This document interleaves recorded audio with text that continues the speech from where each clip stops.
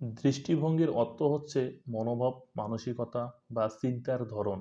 যে কোনো বিষয়ের যথাযথ ব্যাখ্যা বিশ্লেষণের স্বার্থে সঠিক দৃষ্টিভঙ্গি গড়ে তোলা দরকার। তাই প্রতিটি সামাজিক বিজ্ঞানের মতো আধুনিক রাষ্ট্রবিজ্ঞানের আলোচনাতেও রাষ্ট্রবিজ্ঞানীদের বিভিন্ন দৃষ্টিভঙ্গির আশ্রয় গ্রহণ করতে দেখা যায়। গত ভিডিওগুলিতে আমি দৃষ্টিভঙ্গি কাকে বলে এবং রাষ্ট্রবিজ্ঞান আলোচনার গুরুত্বপূর্ণ দৃষ্টিভঙ্গি হিসাবে সনাতন বা সাবেকি দৃষ্টিভঙ্গি নিয়ে বিস্তারিত আলোচনা করেছিলাম। যারা এখনও ভিডিওগুলি দেখোনি, নিচে ডেসক্রিপশনে দেওয়া লিঙ্ক থেকে ভিডিওগুলি দেখে নিতে পারো। আজকে আমি আচরণবাদী দৃষ্টিভঙ্গি নিয়ে বিস্তারিত আলোচনা করব, যেখানে আচরণবাদী দৃষ্টিভঙ্গি কাকে বলে বা আচরণবাদী দৃষ্টিভঙ্গির সংজ্ঞা, এর প্রকৃতি বা বৈশিষ্ট্য এবং এর সীমাবদ্ধতা নিয়ে বিস্তারিত আলোচনা থাকবে। আর আজকের এই বিষয়ের উপর নোটসের জন্য স্ক্রিনে দেওয়া এই হোয়াটসঅ্যাপ নম্বরে যোগাযোগ করতে পারো। তো শুরু করা যাক আমাদের আজকের আলোচনা। প্রথমেই আসি আচরণবাদী দৃষ্টিভঙ্গির সংজ্ঞায়। আচরণবাদী দৃষ্টিভঙ্গির সংজ্ঞার ক্ষেত্রে আমরা প্রথমে আচরণবাদী দৃষ্টিভঙ্গির একটা সাধারণ সংজ্ঞা নির্ণয় করব। তারপর বিভিন্ন তাত্ত্বিক আচরণবাদকে কিভাবে সংজ্ঞায়িত করেছেন সেটা আলোচনা করব। তো আচরণবাদ এই শব্দটি থেকেই বোঝা যাচ্ছে যে এই মতবাদ আচরণ অবশ্যই ব্যক্তি বা গোষ্ঠীর আচরণ নিয়ে আলোচনা করে। আমরা জানি রাষ্ট্রবিজ্ঞান সম্পর্কিত জ্ঞানকে পূর্ণাঙ্গ করতে হলে সরকারের বিভিন্ন বিভাগ, প্রতিষ্ঠান, রাজনৈতিক দল, সাবেকি গোষ্ঠী প্রভৃতির কাজকর্ম সম্পর্কে পুঙ্খানুপুঙ্খ ধারণা থাকা দরকার। আর এই সমস্ত প্রতিষ্ঠান গঠিত হয় মানুষকে নিয়ে। তাই এই মতবাদ বা দৃষ্টিভঙ্গিতে মনে করা হয় মানুষের আচরণ বা রাজনৈতিক আচরণ ব্যাখ্যার মাধ্যমেই রাষ্ট্রবিজ্ঞানের সঠিক ব্যাখ্যা বিশ্লেষণ সম্ভব। আর যেহেতু মানুষের রাজনৈতিক আচরণ ব্যাখ্যা বিশ্লেষণের উপর জোর দেওয়া হয়, সেহেতু এই দৃষ্টিভঙ্গিতে বিভিন্ন বৈজ্ঞানিক পদ্ধতির আশ্রয় গ্রহণের প্রবণতা যেমন দেখা যায়, তেমনি মানুষের আচরণের অতীত, বর্তমান বা ভবিষ্যৎ সম্পর্কে ধারণা লাভের জন্য বিভিন্ন সামাজিক বিজ্ঞানীরও অধ্যয়ন করে থাকে। তাই আচরণবাদী দৃষ্টিভঙ্গির সাধারণ সংজ্ঞায় আমরা বলতে পারি, আচরণবাদী দৃষ্টিভঙ্গি হলো এমন এক দৃষ্টিভঙ্গি যেখানে রাষ্ট্রবিজ্ঞানের বিশ্লেষণে প্রাতিষ্ঠানিক আলোচনার পর্যালোচনার পরিবর্তে মানুষের রাজনৈতিক আচরণ, আন্তঃসামাজিক বিজ্ঞানের সহযোগিতা, সংখ্যায়ন, প্রাকৃতিক বিজ্ঞানসমূহের অভিজ্ঞতা প্রভৃতির উপর গুরুত্ব দেওয়া হয়। এবার আমরা আচরণবাদী দৃষ্টিভঙ্গির এই সংজ্ঞাকে ভালোভাবে জানার জন্য বিভিন্ন তাত্ত্বিকের বক্তব্যের আশ্রয় নেব। এখানে আমি 5জন তাত্ত্বিকের বক্তব্য আলোচনা করব। এরা হলেন Arnold Brecht, David Truman, David Stone, Robert Dahl, S P Varma. প্রথমেই আসি আরলন ব্রেকটের আলোচনায়। আরলন ব্রেকটের মতে আচরণবাদ হল রাজনৈতিক জীবন সম্পর্কে এক অভিজ্ঞতাবাদী অস্থায়ী তত্ত্ব গঠনের প্রচেষ্টা। ডেভিড ট্রুম্যানের মতে আচরণবাদের উদ্দেশ্য হল রাজনৈতিক প্রক্রিয়ায় বিজ্ঞান গঠন করা। ডেভিড স্টোন আচরণবাদকে একটি বৌদ্ধিক প্রবণতা ও নির্দিষ্ট বিদ্যা বিষয়ক আন্দোলন বলে অবহিত করেছেন। রবার্ট ডালের মতে আচরণবাদ হল এক আন্দোলন ও পদ্ধতি যা ঐতিহাসিক, দার্শনিক ও প্রতিষ্ঠান কেন্দ্রিক পদ্ধতির পরিবর্তে ব্যক্তি ও গোষ্ঠীর পর্যবেক্ষণশীল আচরণের মাধ্যমে রাজনীতির ব্যাখ্যায় সচেষ্ট।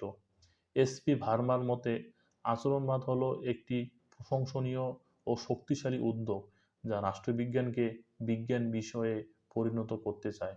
সুতরাং সাধারণ সংজ্ঞা এবং বিভিন্ন তাত্ত্বিকের বক্তব্যের পরিপ্রেক্ষিতে আমরা বলতে পারি আচরণবাদ হলো এমন এক আন্দোলন বা তাত্ত্বিক বিপ্লব যার প্রবক্তারা মূল্যবান নিরপেক্ষ একটি তাত্ত্বিক কাঠামোর সাহায্যে জাতীয় ও আন্তর্জাতিক রাজনীতির যথাযথ পর্যালোচনা ও মূল্যায়ন করার চেষ্টা করেন। এই আচরণবাদী দৃষ্টিভঙ্গির প্রবক্তাদের মধ্যে Charles Merriam, David Truman, Herbert Simon, David Stone, Robert ডাল, গ্যাব্রিয়েল অ্যালমন্ড প্রমুখের নাম বিশেষভাবে উল্লেখযোগ্য। প্রকৃতি বা বৈশিষ্ট্য। আচরণবাদের উপরিউক্ত সংজ্ঞার পরিপ্রেক্ষিতে আমরা আচরণবাদের নিম্নলিখিত প্রকৃতি বা বৈশিষ্ট্যগুলির কথা উল্লেখ করতে পারি, যেমন মূল্য নিরপেক্ষ আলোচনা, বিজ্ঞানসম্মত পদ্ধতি অনুসরণ, ব্যক্তি ও গোষ্ঠীর আচরণ ব্যাখ্যা, আন্তঃসামাজিক বিজ্ঞানের সহযোগিতা এবং তত্ত্ব ও অভিজ্ঞতার মধ্যে সমন্বয়। আচরণবাদের এই প্রকৃতি বা বৈশিষ্ট্যগুলি নিয়ে এবার এক এক করে আলোচনা করা যাক। প্রথমেই আসি ১ নম্বর বৈশিষ্ট্যে, মূল্য নিরপেক্ষ আলোচনায়। আচরণবাদী দৃষ্টিভঙ্গি রাজনৈতিক আলোচনায় ভালো মন্দ, উচিত অনুচিত ইত্যাদির উপর গুরুত্ব আরোপ না করে রাজনীতির আলোচনাকে মূল্য নিরপেক্ষ করে তোলার পক্ষপাতী। যে কোনো বৈজ্ঞানিক আলোচনার অন্যতম সত্য হল মূল্যবোধ নিরপেক্ষতা। এই কারণে আচরণবাদীরা রাষ্ট্রবিজ্ঞানের আলোচনা থেকে মূল্যবোধকে বাতিল করার পক্ষপাতী। বিজ্ঞানসম্মত পদ্ধতি অনুসরণ। আচরণবাদ রাজনৈতিক বিজ্ঞানের আলোচনা পর্যালোচনায় বিজ্ঞানসম্মত পদ্ধতি অবলম্বনের পক্ষপাতী। এই কারণে আচরণবাদীরা রাষ্ট্রবিজ্ঞানের আলোচনায় বিশুদ্ধ বিজ্ঞানের পন্থা পদ্ধতি ও সংহতি সাধনের উপর জোর দেন, যেমন তথ্য সংগ্রহ, বিচার বিশ্লেষণ, তথ্যের যথার্থতা যাচাই, সিদ্ধান্ত গ্রহণ প্রভৃতির উপর ভিত্তি করে রাষ্ট্রবিজ্ঞানের বিষয়বস্তু আলোচনা বা সিদ্ধান্ত গ্রহণ করে থাকে। আচরণবাদী দৃষ্টিভঙ্গির প্রধান উদ্দেশ্য হল রাজনৈতিক প্রক্রিয়ায় এক অভিজ্ঞতাবাদী ও স্থায়ী তত্ত্ব প্রতিষ্ঠা করা। এই কারণে আচরণবাদী তাত্ত্বিকেরা বিজ্ঞানসম্মত পদ্ধতি অবলম্বনের পক্ষপাতী। ব্যক্তি ও গোষ্ঠীর আচরণ ব্যাখ্যা। আচরণবাদী দৃষ্টিভঙ্গির তাত্ত্বিকেরা মনে করেন রাজনৈতিক আচরণগত প্রকৃতি ব্যাখ্যা বিশ্লেষণের মাধ্যমে রাষ্ট্রবিজ্ঞানের গবেষণা সম্পন্ন করা সম্ভব। রাজনৈতিক আচরণগত প্রকৃতি ব্যক্তি বা গোষ্ঠীর আচরণের দ্বারা নিয়ন্ত্রিত হয়।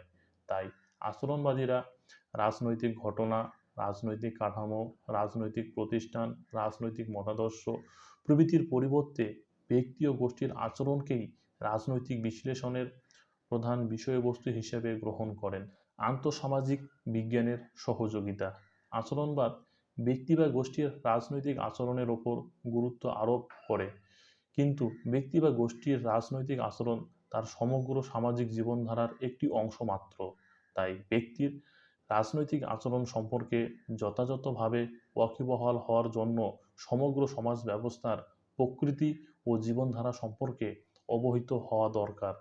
একটি বিশেষ সামাজিক বিজ্ঞানের দ্বারা ব্যক্তিকে সামগ্রিকভাবে অনুভব করা সম্ভব নয়। এই কারণে আচরণবাদী দৃষ্টিভঙ্গির তাত্ত্বিকরা সকল সামাজিক বিজ্ঞানের মধ্যে আন্তঃসম্পর্ক বা আন্তঃসহযোগিতার উপর জোর দেন। তত্ত্ব ও অভিজ্ঞতার মধ্যে সমন্বয়। আচরণবাদ সাবেকি দৃষ্টিভঙ্গির মতো শুধুমাত্র তত্ত্বের মধ্যে সীমাবদ্ধ না থেকে অভিজ্ঞতাবাদী বিশ্লেষণের ওপর মনোনিবেশ করেন। আচরণবাদ রাজনৈতিক বাস্তবতার পরিপ্রেক্ষিতে রাষ্ট্রবিজ্ঞানের ধারণা ও নীতিগুলিকে অভিজ্ঞতা দ্বারা পরীক্ষা নিরীক্ষার কথা বলে। অভিজ্ঞতার দৃঢ় ভিত্তির দ্বারা এই পরীক্ষা নিরীক্ষার পর কোনো বিষয়ের গ্রহণ বা বর্জন করতে হবে। সমালোচনা। বিংশ শতাব্দীর প্রথম দিকে আচরণবাদের আবির্ভাব ঘটলেও দ্বিতীয় বিশ্বযুদ্ধের পর থেকেই এই দৃষ্টিভঙ্গির প্রভাব হ্রাস পেতে থাকে। নানা দিক থেকে আচরণবাদী দৃষ্টিভঙ্গির দুর্বলতা প্রকট হতে থাকে। এখানে আমি আচরণবাদী দৃষ্টিভঙ্গির 5টি সমালোচনা বা দুর্বলতা নিয়ে আলোচনা করব। এগুলি হলো: মূল্যবোধকে অস্বীকার করা, বিজ্ঞানসম্মত নয়, মানব সমাজের সামগ্রিক সত্তাকে উপেক্ষা করা, রাষ্ট্রবিজ্ঞানের স্বতন্ত্র বিপন্ন করা এবং সংখ্যাতত্ত্বের নামান্তর। তো এবার এক এক করে আচরণবাদী দৃষ্টিভঙ্গির এই সমালোচনাগুলো একটু আলোচনা করা যাক। মূল্যবোধকে অস্বীকার। আচরণবাদী দৃষ্টিভঙ্গি রাজনৈতিক আলোচনায় ভালো মন্দ, উচিত অনুচিত ইত্যাদির উপর গুরুত্ব আরোপ না করে রাজনীতির আলোচনাকে মূল্য নিরপেক্ষ করে তোলার পক্ষপাতী। কিন্তু মূল্যবোধকে বাদ দিয়ে রাজনৈতিক আলোচনা বা ব্যাখ্যা বিশ্লেষণ অসম্ভব। রাষ্ট্রবিজ্ঞানের যথার্থ আলোচনার স্বার্থে মূল্যমান নিরপেক্ষ অভিজ্ঞতাবাদী দৃষ্টিভঙ্গির সঙ্গে মূল্যবোধযুক্ত ধারণার সমন্বয় সাধন দরকার। বিজ্ঞানসম্মত নয়। আচরণবাদ রাজনৈতিক বিজ্ঞানের আলোচনায় বা পর্যালোচনায় বিজ্ঞানসম্মত পদ্ধতি অবলম্বনের পক্ষপাতী। এক্ষেত্রে আচরণবাদীরা প্রাকৃতিক বিজ্ঞানের কলাকৌশল অবলম্বন করে থাকে, কিন্তু প্রাকৃতিক বিজ্ঞানের কলাকৌশলগুলির অনুসরণ করলেই কোনো সামাজিক বিজ্ঞানের দৃষ্টিভঙ্গি বিজ্ঞানসম্মত হয় না। এছাড়া আচরণবাদীরা রাষ্ট্রবিজ্ঞানের আলোচনায় প্রাকৃতিক বিজ্ঞানের কলাকৌশল প্রয়োগ করলেও একে যথার্থ বিজ্ঞান শাস্ত্রে পরিণত করতে পারেনি। মানব সমাজের সামগ্রিক সত্তাকে উপেক্ষা। আচরণবাদীরা রাজনৈতিক ঘটনা, রাজনৈতিক কাঠামো, রাজনৈতিক প্রতিষ্ঠান, রাজনৈতিক মতাদর্শ প্রভৃতির পরিবর্তে ব্যক্তি ও গোষ্ঠীর আচরণকে রাজনৈতিক বিশ্লেষণের প্রধান বিষয়বস্তু হিসেবে গ্রহণ করেন। কিন্তু শুধুমাত্র ব্যক্তি বা গোষ্ঠীর আচরণ ব্যাখ্যা বিশ্লেষণের মাধ্যমে মানব সমাজ সম্পর্কে সাধারণ কোনো সিদ্ধান্ত গ্রহণ করা সম্ভব নয়। কারণ মানব সমাজের একটি সামগ্রিকতা আছে। মানব সমাজ কিছু ব্যক্তি বা গোষ্ঠীর যোগফল নয়। সুতরাং আচরণবাদী দৃষ্টিভঙ্গিতে মানব সমাজের এই সামগ্রিক সত্তাকে উপেক্ষা করা হয়েছে। রাষ্ট্রবিজ্ঞানের স্বতন্ত্র বিপন্ন। আচরণবাদী দৃষ্টিভঙ্গির তাত্ত্বিকরা সকল সামাজিক বিজ্ঞানের মধ্যে আন্তঃসম্পর্ক বা আন্তঃসহযোগিতার উপর জোর দেন। এই কারণে তারা রাষ্ট্রবিজ্ঞানের বিষয়বস্তু ব্যাখ্যা বিশ্লেষণের জন্য সমাজবিজ্ঞানের অন্যান্য শাখা যেমন সমাজতত্ত্ব, নৃতত্ত্ব, পরিসংখ্যান তত্ত্ব, মনোবিদ্যা, অঙ্কশাস্ত্র প্রভৃতির সাহায্য গ্রহণের কথা বলেন।